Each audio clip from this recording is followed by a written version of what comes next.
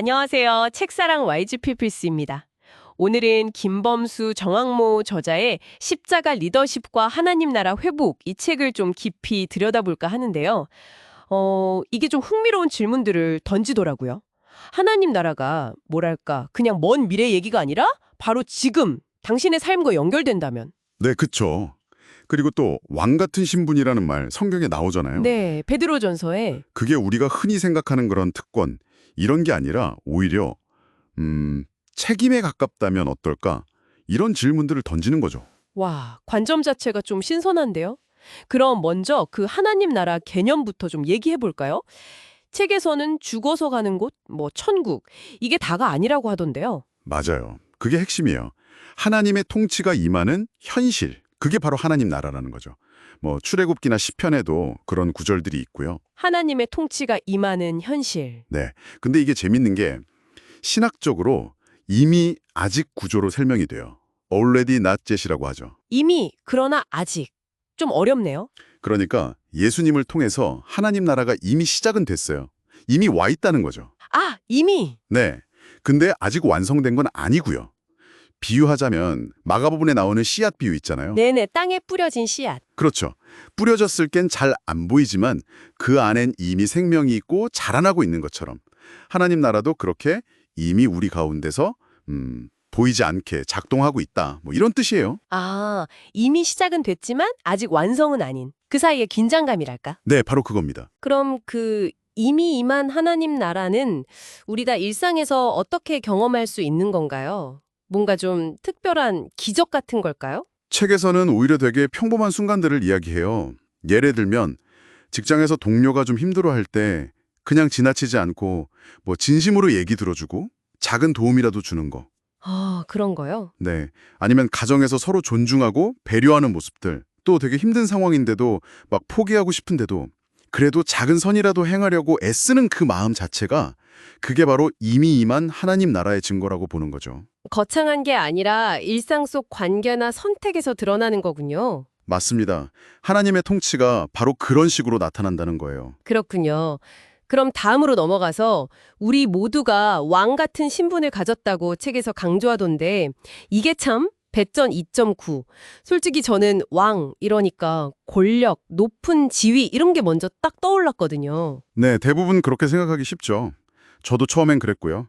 근데 책에서는 창세기 1장에 나오는 다스리라 라는 말씀에 좀 주목을 해요. 아, 다스리라. 네, 히브리어 원어로는 라다인데 이게 우리가 생각하는 것처럼 막 군림하고 지배하는 그런 느낌보다는 정원사가 정원을 잘 가꾸듯이 책임감을 가지고 돌보는 것에 더 가까운 의미라고 해요. 아, 돌봄과 책임감. 그렇죠. 그러니까 왕 같은 신분이라는 건 세상을 하나님의 뜻대로 잘 섬기고 관리해야 할 어떤 책임자로 부름받았다. 이런 의미가 훨씬 강한 거죠. 권력보다는 책임의 무게가 더 큰 거네요. 맞습니다.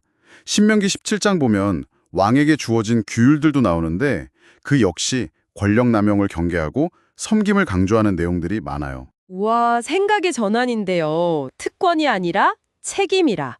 그럼 이 왕 같은 책임을 감당하는 방식이 바로 그 십자가 리더십으로 이어지는 거겠네요. 네, 정확합니다. 이건 정말 세상 방식하고는 정반대 같아요. 그렇죠.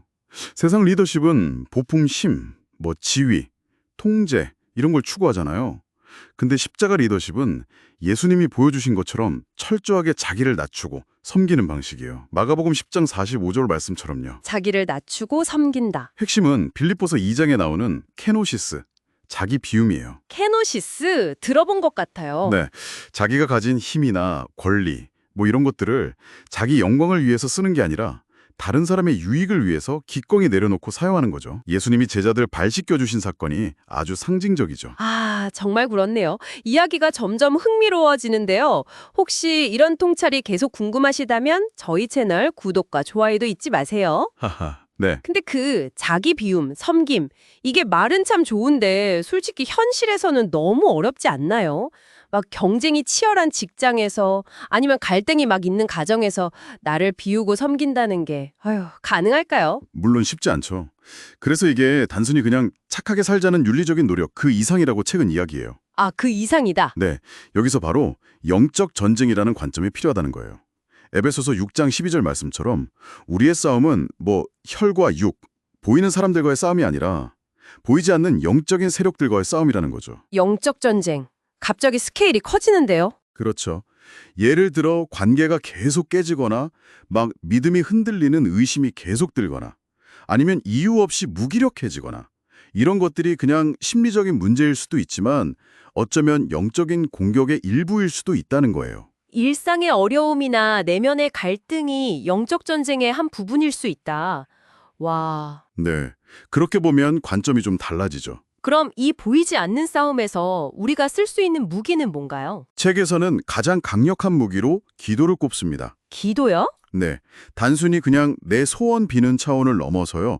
다니엘서 10장에 보면 다니엘의 기도가 영적인 세계에 직접적인 영향을 미쳤던 것처럼 우리의 기도가 하나님의 능력을 이 땅으로 끌어오고 또 영적인 공격을 막아내는 통로가 된다고 강조해요. 아, 기도를 통해 힘을 얻고 보호를 받는 거군요. 그렇죠.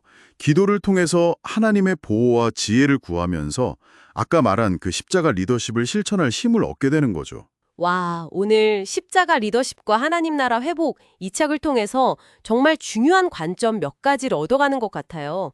하나님 나라는 미래가 아니라 지금 여기 우리의 현실이고 네, 왕 같은 신분은 특권이 아니라 섬김의 책임이고 그렇죠. 진정한 리더십은 힘이 아니라 자기를 비우고 섬기는 바로 그 십자가 리더십이라는 것. 맞습니다. 그리고 이 모든 과정이 사실은 기도를 통해 힘을 얻는 영적인 싸움이라는 점. 어우, 정리가 되네요. 네, 잘 정리해 주셨네요. 그럼 마지막으로 청취자분들께 이 질문을 한번 던져보고 싶어요. 네, 어떤 질문인가요? 당신의 일상에서 잘 풀리지 않는 문제나 계속 반복되는 갈등 같은 거 있잖아요. 그런 것들을 오늘 우리가 나눈 이야기들, 그러니까 이미 그러나 아직이라는 하나님 나라의 관점, 그리고 보이지 않는 영적 전쟁이라는 시각으로 다시 한번 바라본다면 당신의 생각이나 그 문제에 대한 반응이 좀 어떻게 달라질 수 있을까요? 와, 정말 깊이 생각해 볼 만한 질문인 것 같습니다. 오늘 나눈 이야기들, 여러분의 삶에도 깊은 울림이 있었기를 바랍니다. 이상 책사랑 YG 피플스였습니다.